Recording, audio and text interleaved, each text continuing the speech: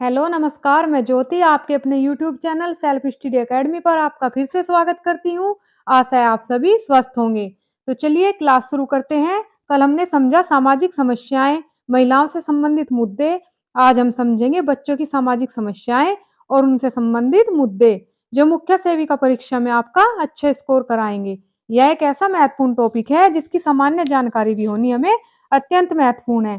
तो चलिए क्लास शुरू करते हैं। बाल अपराध और सामाजिक समस्याएं और समस्याओं के सुधार हेतु बनाए गए अधिनियम। पिछले कई दशकों के कल्याणकारी कार्यक्रमों, कानून निर्माण तथा प्रशासनिक कार्य के उपरांत भी भारत में अधिकतर बच्चे अत्यंत पीड़ा में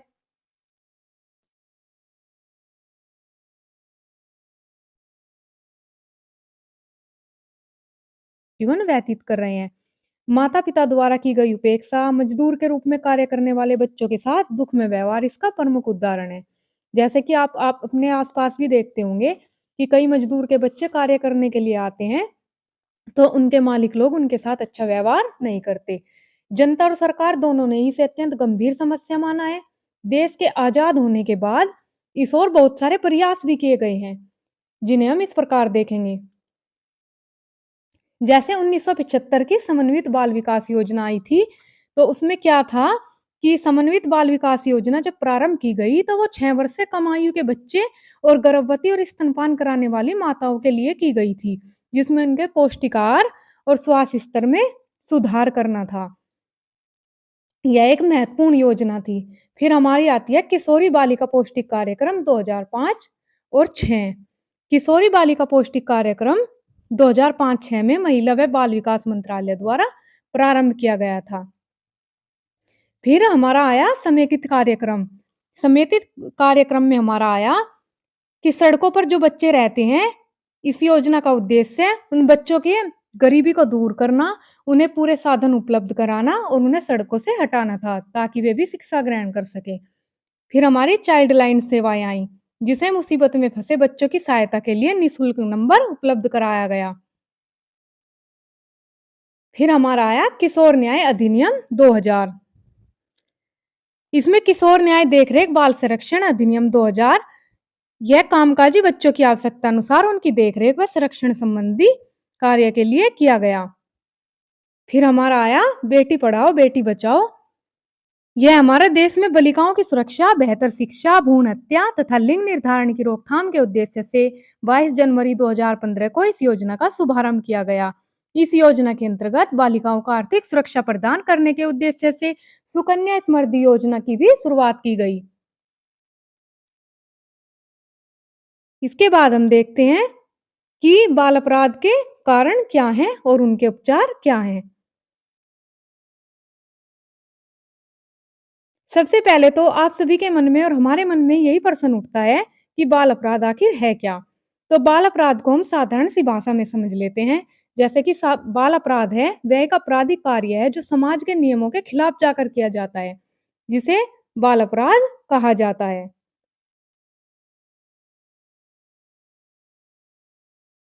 बाल अपराधों के प्रकार को हम इस प्रकार वर्णित कर सकते हैं। जैसे चोरी करना, छोटे-छोटे बच्चे चोरी करते हैं और अगर उनके आसपास का वातावरण ठीक ना हो, या नशा करने लगते हैं, पड़ोसी गाली देते हैं तो वह भी गाली देने लगते हैं, लड़ना-झगड़ना भी उनकी आदत में हो जाता है, बुरी संगति में रहते हैं तो उसका भी उन पर असर पड़ता है और वह कानून को भी नहीं मानते, उल्टे-सीधे कार्य करते हैं, स्कूल में समय से नहीं पहुँचते, इधर-उधर घूमते हैं और भाग जाते हैं।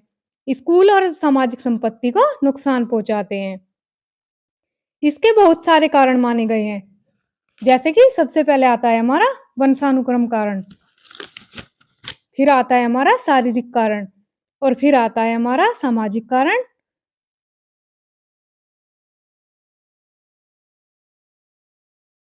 अब हम सबसे पहले देख लेते हैं वंशानुक्रम कारण हमारा कैसे आता है। सेसारे लोम्ब्रोसो गैलोफिरो इत्यादि मनोवैज्ञानिकों का मत है कि अपराध के कारण वंशानुक्रम ऐसा ही एक हमारी स्थिति से उत्पन्न सोच होती है, जो कि व्यक्ति जिसमें अपराधी हो जाते हैं, जो हमारे वंशानुक्रम से आती है। इसे हम साधारण भाषा में समझ सकते हैं कि अगर हमारे परिवार में कोई व्यक्ति पहले से ही अपराधी प्रवृत्ति का है या कोई व्यक्ति उल्टे सीधे कार्य करता है, तो बच्चों पर भी उसका असर पड़ता है। क्योंकि जो बच्चे अपराधी होते हैं, उनके कुछ शारीरिक और मानसिक लक्षण दिखाई देते हैं। फिर आता है हमारा शारीरिक कारण। तो शारीरिक कारणों में आता है हमारा, जैसे कि किसी व्यक्ति का किसी बच्चे का स्वास्थ्य ठीक नहीं है, तो उसमें हीन स्वास्थ्य संबंधी भावना उत्पन्न हो जाती है। ऐसे बच्चों के साथ समाज के अन्य व्यक्ति का व्यवहार ठीक नहीं होता। ऐसे बच्चों को चिढ़ाना, हीन निगाहों से देखना, जिससे उसे समाज के प्रति घृणा उत्पन्न हो जाती है। इसके अतिरिक्त कई बार ऐसा होता है कि सौतेले माँ-बाप के प्यार से वह ग्रसित रह जाता है। माता-पिता की मृत्यु के उपरांत उसे किसी का भी परिवार का प्यार नहीं मिलता, इससे वह अपराधी बन जाता है। फिर आता है हमारा सामाजिक कारण। सामाजिक कारणों में भी हमारे 2 कारण आते हैं। जैसे कि सबसे पहले आता है हमारा पारिवारिक कारण। तो हम सबसे पहले पारिवारिक कारण को ही समझ लेते हैं कि पारिवारिक कारण कैसे आता है। पारिवारिक कारण में हमारा आता है, जैसे कि हमारे माता-पिता अशिक्षित हैं, उन्हें किसी बात का ज्ञान नहीं है, तो वह उचित प्रकार से बच्चों का निर्देशन नहीं कर पाते, जिससे बच्चे गलत व्यवहार करना शुरू कर देते हैं। फिर आता है हमारा टूटा परिवार।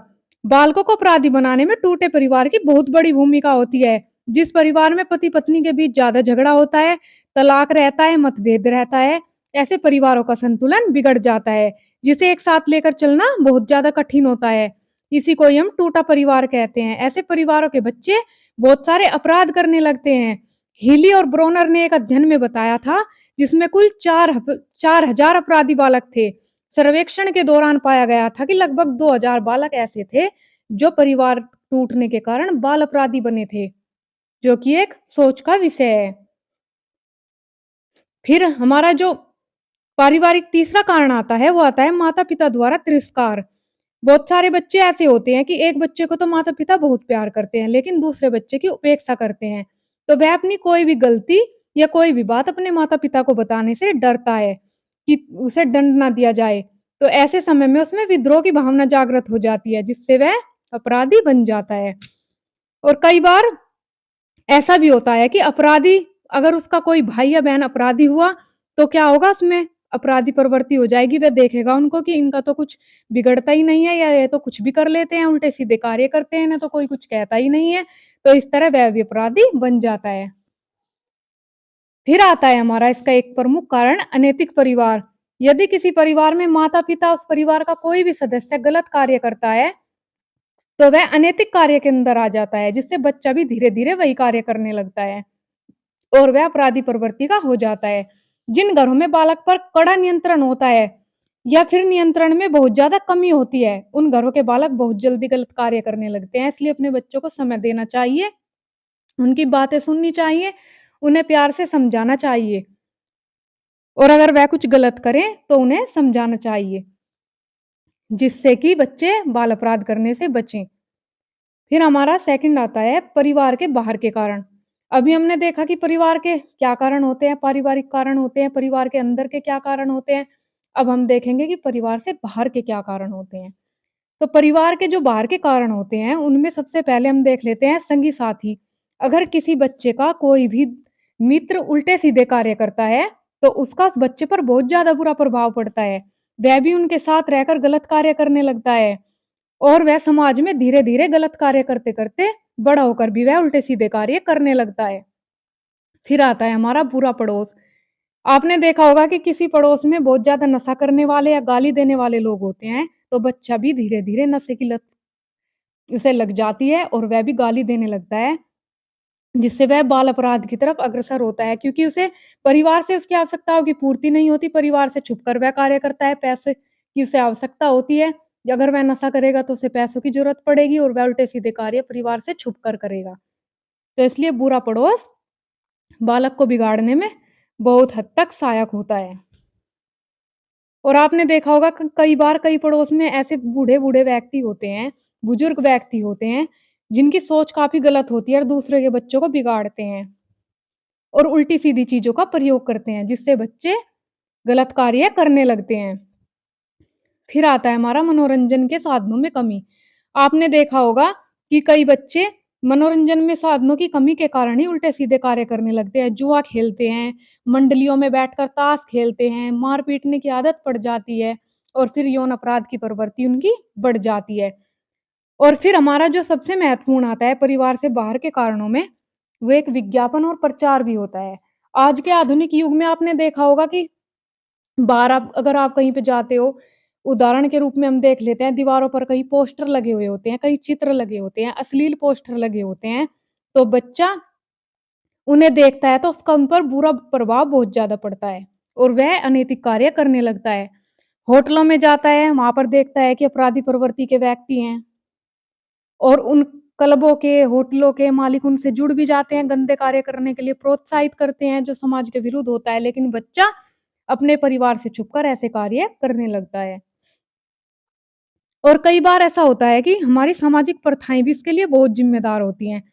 जैसे विधवा विवाह हुआ, बाल विवाह हुआ, विधवा निषेध विवाह हुआ, दहेज प्रथा हुई, ऐसी प्रथाएँ हैं जिससे अपराधी प्रवृत्ति बच्चों में परिवर्तित हो जाती है। और फिर परिवार से बाहर के कारणों में हमारा विद्यालय भी काफ़ी हद तक इसके लिए सहायक होता है। यदि बच्चों को स्कूल में पढ़ाई अच्छी ना लगे और उनकी कुशलता में कमी रह जाए, उन्हें पर्याप्त सुविधा ना मिले, तो फिर वो अपराध करने लगते हैं। बालक क्या करते हैं, घर से स्कूल के लिए चलते हैं, लेकिन स्कूल के बीच से ही भाग जाते हैं। कभी-कभी विद्यालय में जाते हैं, दीवार के पीछे बैठ जाते हैं। सिनेमा घर में चले जाते हैं, जुआ खेलने लगते हैं, जुए के अड्डे पर जाने लगते हैं। फिर धीरे-धीरे नशीली दवाएँ लेने लगते हैं। तो इससे क्या होता है, बालक इसका सेवन करने लगते हैं, उन्हें पैसों की कमी होती है, वह चोरी भी करने लगते हैं और फिर वह अपराधी प्रवृत्ति के बन जाते हैं। अब देख लेते हैं कि अब आता है हमारा आर्थिक कारण। अब देख लेते हैं कि आर्थिक कारण में क्या आता है।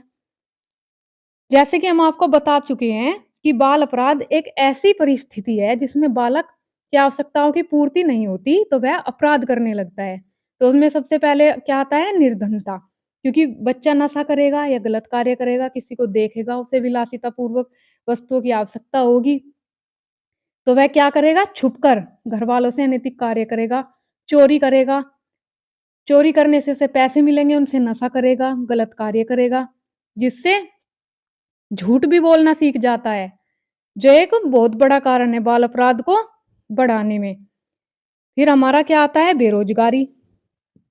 जब-जब बालक बड़ा होता है, तो वह किशोर हो जाता है, उसके पास अपने जीवन को चलाने के लिए पैसे नहीं होते, अपनी भूख, आवश्यकताओं को पूरा करने के लिए समाज के विरोध कार्य करने लगता है, जेब काटने लगता है, चोरी भी करने लगता है और इसके अतिरिक्त युवावस्था में पहुँचते-पहुँचते माँ-बाप बच्चे को ताने देने लगते हैं, कोसने लगते हैं कि आपने हमारे लिए किया ही क्या है, जिससे परेशान होकर वह अपराधी प्रवृत्ति का हो जाता है।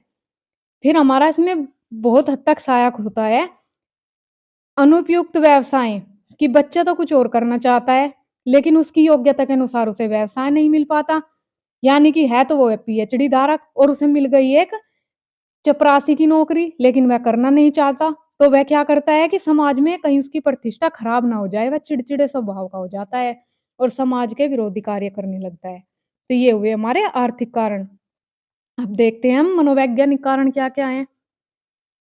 अगर बालक का मानसिक स्वास्थ्य ठीक ना हो, उसकी इच्छाओं का दमन किया जाए, उसके मन में हीन भावना पनपने लगती है और वह अपराधी बन जाता है। ऐसे बालक से ना तो कोई घर में प्रेम करता है और ना कोई बाहर प्रेम करता है, तो फिर वह क्या करता है, वह सोचता है कि लोगों में अपना डर उत्पन्न करे और फिर वह हिंसा के कार्य करने लगता है, जो बाल अपराध में एक महत्वपूर्ण भूमिका निभाते हैं, बाल अपराध को बढ़ावा देते हैं। तो इसलिए बच्चे का मानसिक स्वास्थ्य, उसके परिवार का मानसिक स्वास्थ्य, उसके परिवार की सोच विकसित होनी बहुत ज़रूरी है, ताकि सही समय पर बच्चे को सही गाइडेंस मिले और वह सही कार्य करे। आइए अब देखते हैं बाल अपराध को रोकने के क्या उपाय हैं।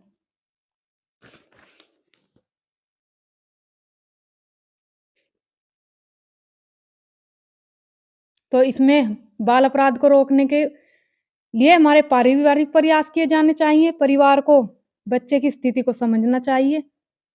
अगर परिवार बच्चे की स्थिति को समझेगा, उसकी सोच को समझेगा, तो क्या होगा? बच्चा बाल अपराध करने से बच जाएगा।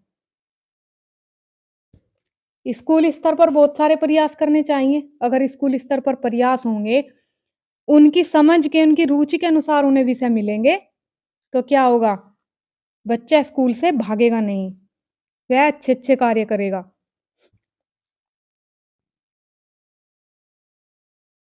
स्कूल का वातावरण उत्तम होना चाहिए, अगर स्कूल का वातावरण उत्तम होगा तो बच्चे का मन लगेगा। और शिक्षकों को तो ये चाहिए कि माता-पिता से समय-समय पर संपर्क करें, उन्हें बताएँ कि उनका बच्चा पढ़ने में कैसा है, उसकी रुचि कैसी है, वह स्कूल आता भी है या नहीं आता है। शिक्षक द्वारा बालक की रुचियों का बहुत ज़्यादा ध्यान भी रखना चाहिए, उसकी नैतिक शिक्षा पर भी जोर देना चाहिए, यह भी देखना चाहिए कि बच्चा अनुशासन की तरफ जा रहा है या नहीं, बच्चे के अनुशासन की तरफ विशेष ध्यान देना चाहिए। शिक्षक को यह भी चाहिए कि बालक की कठिनाई को समझे, ये नहीं कि बस शिक्षक आया क्लास में, बच्चों को पढ़ाया और पढ़ा कर चला गया। उसे ये नहीं पता कि बच्चे को किस पर्सन में दिक्कत हो रही है या किस पर्सन को उसे समझने में परेशानी है, किस विषय में उसकी रुचि है, किस में उसकी रुचि नहीं है। अगर ऐसा होगा तो बच्चा फिर क्या करेगा? फिर तो वह स्कूल से भाग ही जाएगा। सरकार द्वारा भी प्रयास किए जा रहे हैं, तो सरकार द्वारा क्या प्रयास किए जा रहे हैं? जैसे कि किशोर न्याय बोर्ड है हमारा, किशोर न्याय बोर्ड में एक मेट्रोपॉलिटन मजिस्ट्रेट अथवा प्रथम श्रेणी का एक न्यायिक मजिस्ट्रेट, 2 सामाजिक कार्यकर्ता शामिल होते हैं, जिनमें कम से कम 1 महिला तो होनी ही चाहिए, ताकि लड़कियों की समस्या को भी समझे। पुलिस तथा परिवीक्षा अधिकारी की रिपोर्ट के साथ किशोर न्याय बोर्ड सुनवाई करता है, जो सरकार द्वारा किया गया एक सराहनीय और महत्वपूर्ण प्रयास है। अब देखते हैं नेक्स्ट हमारा प्रोबेशन प्रयास। प्रोबेशन प्रयास क्या किया जा रहा है? प्रोबेशन एक अधिकारी होता है, जो क्या करता है उसके कर्तव्य होते हैं। तो उसके क्या कर्तव्य होते हैं आज हम इनको भी समझेंगे। उसका सबसे पहला कर्तव्य होता है कि वह अपराधी बालक से मित्रता बढ़ाए, उसकी मानसिक स्थिति को समझे कि उसने अपराध क्यों किया, कैसे किया, क्या कमी लगी, किसने उसका तिरस्कार किया, कैसी परिस्थितियाँ आई कि वो बाल अपराध करने पर मजबूर हुआ। उसके घर की परिस्थितियों को समझेंगे। फिर क्या करेंगे कि वह बालक की सामाजिक मानसिक आवश्यकताओं को पूरा करेंगे और प्रयास करेंगे कि उसने जो पहले गलत कार्य किया है, वह आगे भी उस तरह का गलत कार्य ना करे। बालकों को उचित दिशा का प्रबंध करेंगे कि वह सही दिशा में जाए, अच्छी शिक्षा ग्रहण करे और कोशिश करेंगे कि उसे सही समय पर सही व्यवसाय मिले ताकि वह बाल अपराध करने से बच जाए। फिर देखते हैं हम सरकार ने फिर क्या प्रयास किए हैं? सुधार गृह और सुधार विद्यालय द्वारा क्या प्रयास किए गए हैं? जब बाल न्यायालयों में बाल अपराधी को दोषी माना जाता है, तब उन्हें दंड न देकर सुधार गृहों में भेज दिया जाता है। यह आप और हम सभी जानते हैं। सुधार गृहों में बालक 3 से 7 वर्ष के लिए रखा जाता है और सुधार गृह 2 प्रकार के होते हैं। एक तो होता है हमारा किशोर सुधार गृह और एक होता है वयस्क सुधार गृह। किशोर सुधार गृह में बच्चों को भेजा जाता है कि उनके सुधरने की संभावना बहुत ज़्यादा होती है, इसलिए उन्हें किशोर सुधार गृह में भेजा जाता है ताकि वे अपराध ना करें और अपनी आगे की ज़िंदगी सम्मानपूर्वक जी सकें। बोस्टल विद्यालय द्वारा भी बहुत सारे प्रयास किए जा रहे हैं। बोस्टल स्कूल की अवधारणा अमेरिकी है। सर्वप्रथम एल्विन रैगलिस ब्राइस ने बोस्टल स्कूल खोला था। बोस्टल स्कूल 16 से 21 वर्ष की आयु के किशोर अपराधियों के लिए स्थापित किया गया है। आपको पता है सबसे ज़्यादा बोस्टल स्कूल तमिलनाडु में है, जो बच्चों को सुधारने का प्रयास करते हैं। और फिर हमारा मनोवैज्ञानिकों द्वारा उपचार कराया जाना चाहिए। जैसे बालकों को कि उन्हें क्या पसंद है, क्या नहीं पसंद है, उन्होंने कैसी परिस्थिति में अपराध किया, उनके अपराध को रोकने का प्रयास करना चाहिए, उनकी मानसिक स्थिति की जाँच करनी चाहिए। और ऐसा ही होता भी है कि व्यावसायिक चिकित्सा आदि के आधार पर उनका उपचार भी किया जाता है। धीरे-धीरे उनकी अपराध करने की आदत छूट जाती है। उन्हें एक पॉजिटिव माहौल दिया जाता है, एक पॉजिटिव ऊर्जा दी जाती है, ताकि वह सही दिशा में बढ़ सके। उन्हें ऐसी शिक्षा दी जाती है कि रुचि का ढंग से शिक्षा देकर बाल अपराध को रोकने का प्रयास किया जाता है। तो ये हमने देखे बाल अपराध को रोकने के उपाय। अब हम कुछ ऐसे प्रश्न देख लेते हैं जो आपकी मुख्य सेविका परीक्षा में बहुत ज़्यादा महत्वपूर्ण है, जिनके आने की पूरी संभावना है। सबसे पहले हमारा राष्ट्रीय बाल श्रम परियोजना किस वर्ष शुरू की गई थी? तो आपको बताना है कि राष्ट्रीय बाल श्रम परियोजना किस वर्ष हमारी शुरू की गई थी? 1988 में, 1993 में, 2000 में या फिर 1994 में? तो हमारा आंसर क्या होगा इसका?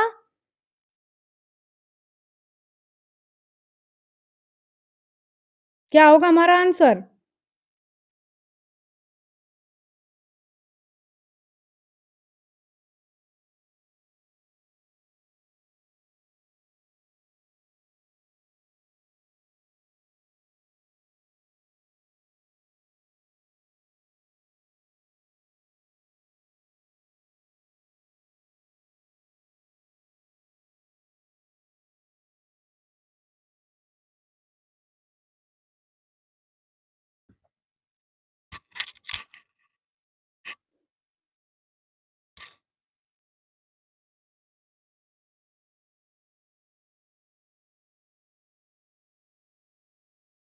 बताइए आप सभी, राष्ट्रीय बाल श्रम योजना किस वर्ष शुरू की गई थी?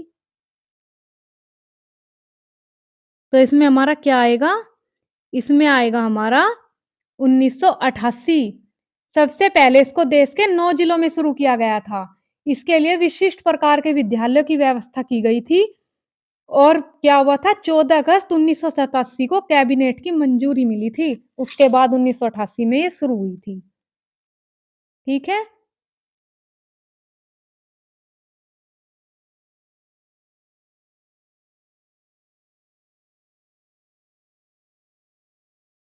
अब नेक्स्ट देखते हैं। बाल श्रम निषेध अधिनियम किस वर्ष शुरू हुआ था? आपको बताना है कि बाल श्रम निषेध अधिनियम हमारा कब शुरू हुआ था? 1920 में, 1986 में, 1992 में या फिर 1990 में? बताइए कब शुरू हुआ था?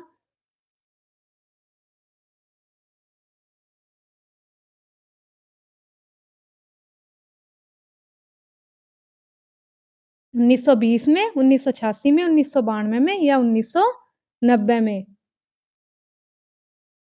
तो बाल श्रम निषेध अधिनियम हमारा शुरू हुआ था 1986 में। हम आपको इसके बारे में बताते हैं कि यह है क्या? यह एक ऐसा अधिनियम है जो बच्चों की सुरक्षा के लिए ज़रूरी था।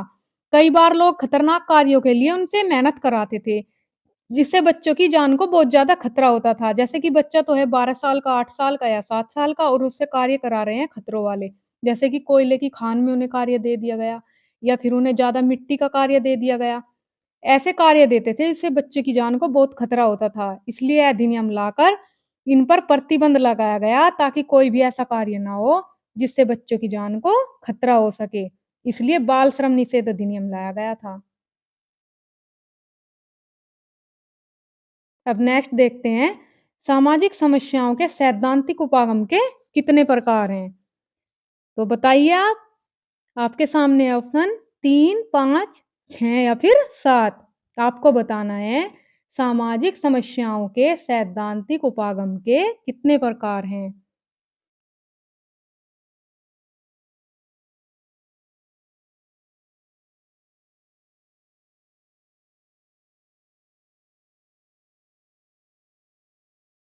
तो हम आपको बताते हैं, इसका आंसर है 5। अब ये सामाजिक समस्याओं के सैद्धांतिक उपागम कैसे हैं, हम आपको बताते हैं। सबसे पहले आता है हमारा सामाजिक विघटन उपागम, फिर आता है हमारा सांस्कृतिक विलंबन उपागम, फिर आता है मूल्य संघर्ष उपागम और फिर आता है व्यक्तिक विचलन उपागम और उसके बाद आता है हमारा मानक शून्यता उपागम। तो इस प्रकार हमारे सामाजिक समस्याओं के सैद्धांतिक उपागम 5 होते हैं। चलिए अब नेक्स्ट देखते हैं।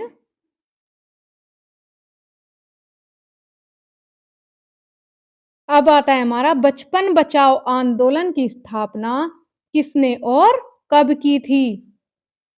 आपको बताना है बचपन बचाओ आंदोलन की स्थापना किसने और कब की थी? कैलाश सत्यार्थी 1980, जवाहरलाल नेहरू 1947, गांधी जी 1945 या फिर कोई नहीं? तो बताइए बचपन बचाओ आंदोलन की स्थापना किसने और कब की थी?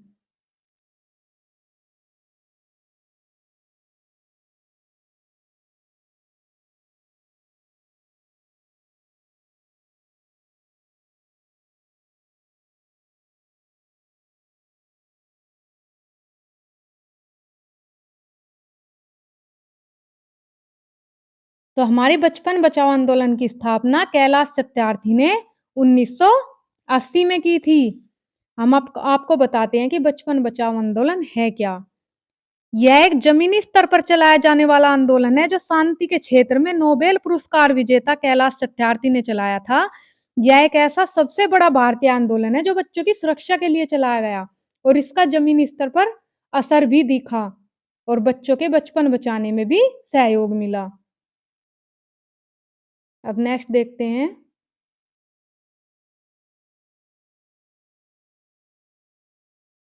नेक्स्ट है हमारा भारत में बालकों की समस्याएं निम्न में से क्या है? इसका तो आप सभी को ही पता होगा, स्वास्थ्य, शिक्षा, निर्धनता या उपयुक्त सभी। तो क्या है समस्याएं? समस्याएं तो ये सारी हैं, स्वास्थ्य भी है, शिक्षा भी है, निर्धनता भी है। अगर वह निर्धन होगा, अच्छी शिक्षा ग्रहण नहीं कर पाएगा, वो अच्छी शिक्षा ग्रहण नहीं कर पाएगा, उसका स्वास्थ्य भी अच्छा नहीं होगा, उसे बहुत सी बातों की जानकारी भी नहीं होगी।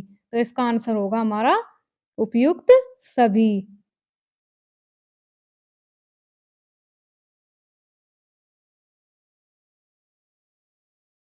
चलिए अब नेक्स्ट देख लेते हैं।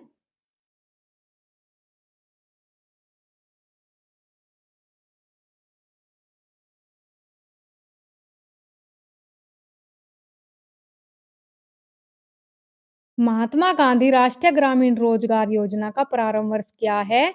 आपको बताना है महात्मा गांधी राष्ट्रीय ग्रामीण रोजगार योजना का प्रारंभ वर्ष क्या है? 2005, 2007, 2006 या फिर 2004। तो क्या होगा हमारा आंसर?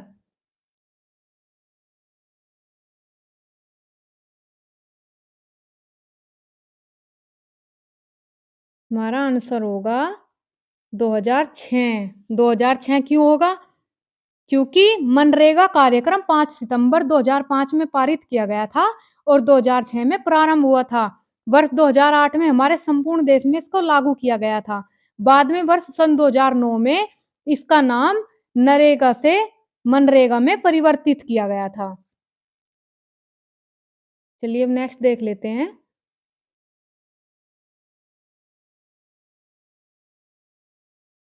नेक्स्ट है हमारा घरेलू हिंसा अधिनियम कब लागू हुआ? 2004, 5, 6 या फिर 10। आपको बताना है घरेलू हिंसा अधिनियम कब लागू हुआ? 2004, 5, 6 या फिर 10 में। तो क्या होगा हमारा आंसर? हमारा आंसर होगा 2006। 2006 क्यों होगा? क्योंकि महिलाओं के संवैधानिक अधिकारों और पारिवारिक या फिर घरेलू हिंसा से ग्रस्त महिलाओं के अधिकारों की रक्षा करने के लिए घरेलू हिंसा अधिनियम 2005 को 26 अक्टूबर 2006 में लागू किया गया था, ताकि महिलाओं की रक्षा घरेलू हिंसा से की जा सके। चलिए अब नेक्स्ट देखते हैं। नेक्स्ट है हमारा केंद्रीय सतर्कता आयोग का स्थापना वर्ष क्या है? आपको बताना है केंद्रीय सतर्कता आयोग का स्थापना वर्ष क्या है? 1964, 1965, 1966 या फिर 1968। तो क्या होगा हमारा आंसर? हमारा आंसर क्या होगा? हमारा आंसर होगा 1964। 1964 क्यों होगा? क्योंकि के संथानम नाम की एक समिति बनाई गई थी, जिसकी सिफारिश के आधार पर भ्रष्टाचार की जांच के लिए इसकी स्थापना की गई थी और 1964 में इसकी स्थापना हुई थी। चलिए नेक्स्ट चलते हैं। नेक्स्ट है हमारा बाल सुरक्षा योजना का वित्तीयन कौन करता है? यानी कि बाल सुरक्षा योजना का वित्तीयन की जो जिम्मेदारी है वो किस पर है? केंद्र सरकार पर, राज्य सरकार पर, दोनों पर या फिर किसी पर नहीं? बताइए बाल सुरक्षा योजना का वित्तीयन कौन करता है? तो इसका आंसर हमारा क्या होगा?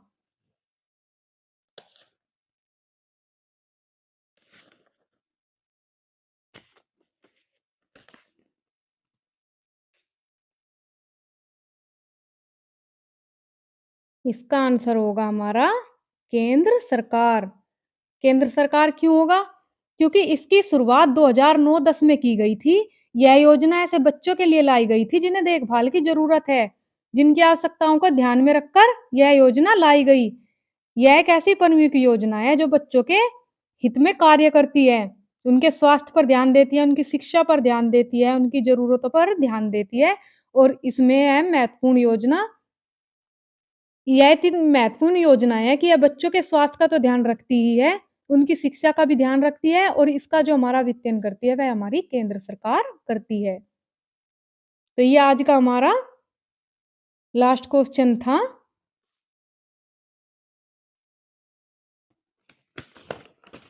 जो आपकी मुख्य सेविका परीक्षा में अत्यंत महत्वपूर्ण भूमिका निभाएंगे, तो आप इन्हें ध्यान से पढ़ें। तो आज की क्लास यहीं तक है। कल फिर मिलते हैं एक नए टॉपिक के साथ, तब तक के लिए अपना ध्यान रखें, खुश रहें। वीडियो को लाइक करें, शेयर करना ना भूलें, पीडीएफ के लिए टेलीग्राम जॉइन करें। आज की क्लास कैसी लगी कमेंट बॉक्स में अवश्य बताएँ। चैनल को सब्सक्राइब करना ना भूलें। नमस्कार, जय हिंद।